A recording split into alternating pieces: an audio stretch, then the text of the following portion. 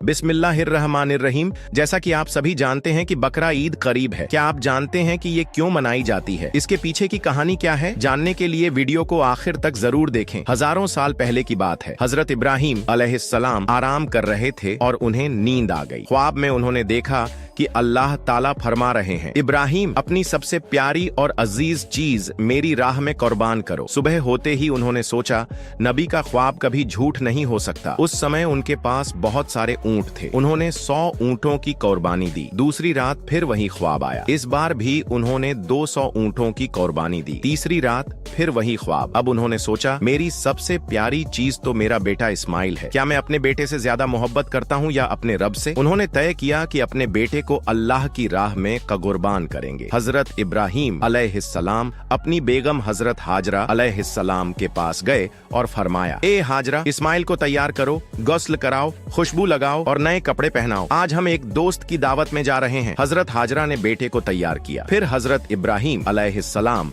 बेटे को लेकर मक्का की ओर रवाना हुए। रास्ते में शैतान आया और हजरत हाजरा से कहा, तुम्हें पता भी है कि इब्राहिम कहाँ ले जा रहे हैं? वो दावत में नहीं बल्कि इस्माइल को कुर्बान करने ले जा रहे हैं। हजरत हाजरा ने कहा, ऐ शैतान, तुझ पर अल्लाह की लानत। अगर ये रब का हुक्म है तो हम एक नहीं 1000 इस्माइल भी कुर्बान कर देंगे। फिर शैतान हजरत इस्माइल अलैहिस्सलाम के पास गया और कहा, तुम्हारे अब्बा तुम्हें अल्लाह की राह में कुर्बान करने ले जा रहे हैं। हजरत इस्माइल ने फरमाया, अगर ये अल्लाह का हुक्म है तो मुझे कोई एतराज नहीं। फिर शैतान हजरत इब्राहिम अलैहिस्सलाम के पास गया और कहा, तुम अपने बेटे को क्यों कुर्बान कर रहे हो? क्या पता तुम्हारी कुर्बानी कबूल हो या नहीं? हजरत इब्राहिम ने पत्थर उठाकर शैतान को मारा और लानत की। यही वजह है कि हज के दौरान शैतान को पत्थर मारा जाता है। आगे बढ़ते हुए इब्राहिम अलैहिस्सलाम ने बेटे से कहा, बेटा, अल्लाह की राह में तुम्हें कुर्बान करना है। हजरत इस्माइल ने जवाब दिया, अब्बा जान, अगर ये रब का हुक्म है तो मेरी एक इल्तिजा है, मेरे हाथ पैर बांध दो ताकि मैं तड़पूं नहीं और अपनी आंखों पर पट्टी बांध लो ताकि आपको तकलीफ न हो। फिर हजरत इब्राहिम अलैहिस्सलाम ने बेटे के हाथ पैर बांधे, अपनी आंखों पर पट्टी बांधी और बेटे को जमीन पर लिटाया। छुरी हाथ में ली और कहा, ऐ मेरे रब, तू एक नहीं 1000 इस्माइल मांगता तो भी मैं तेरी राह में कुर्बान कर देता। जैसे ही उन्होंने छुरी चलाई, अल्लाह ताला ने फरमाया, इब्राहिम, तू अपने इम्तिहान में कामयाब हो चुका है। जन्नत से एक दुम्बा भेजा जा रहा है, उसे इस्माइल की जगह कुर्बान करो। हजरत इब्राहिम अलैहिस्सलाम ने आंखों से पट्टी खोली तो देखा कि इस्माइल सही सलामत खड़े हैं और नीचे एक दुम्बा कुर्बान हो चुका है। फिर अल्लाह ने फरमाया, इब्राहिम, तेरे इस अमल को कयामत तक याद रखा जाएगा